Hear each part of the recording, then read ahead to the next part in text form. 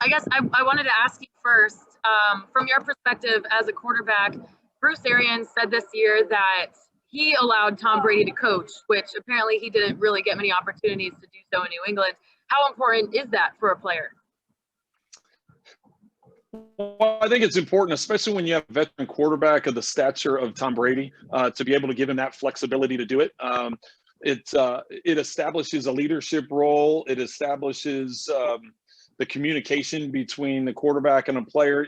Considering that, there was no OTAs, there were no mini camps, very limited training camp, the amount of work and the amount of reps that guys get. I think any of those conversations that you can have as a quarterback and your receivers or quarterback and offensive line, whatever it may be, I think that's an important factor, especially in the crazy pandemic year that we've been dealing with. So I think that was an important part for Bruce to allow Tom to do, and obviously it's played out really well.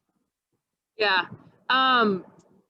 So looking at the rematch between the Bucs and the Chiefs, Jamel Dean didn't play last time. Neither did Vita Vea. We have fantastic wide receivers on each side. What do you think is the most intriguing part of this matchup?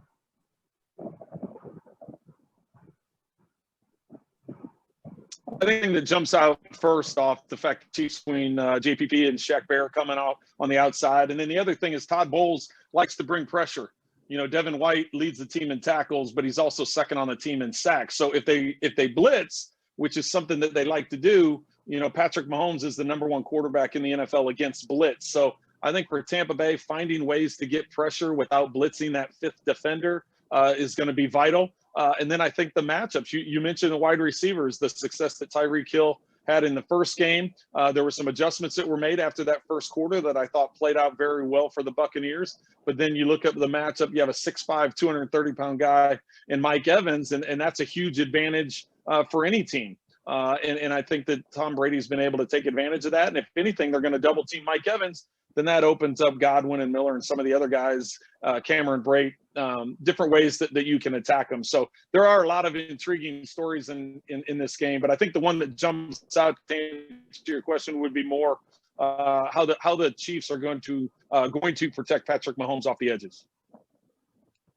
And last one, I guess both teams kind of have a home advantage. There's not too many distractions with everything being virtual, but you've been in this position before. What is your advice for them for staying grounded through this?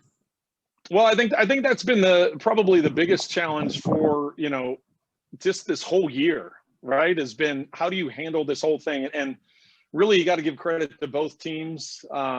Really, the NFL from the start of the season, a lot of us were concerned if we would even get to this point where we're in Super Bowl week. It was the commitment that the commissioner, the league, the Players Association, the teams, everybody had to make just to get to this point in handling the protocols and how it's all been done.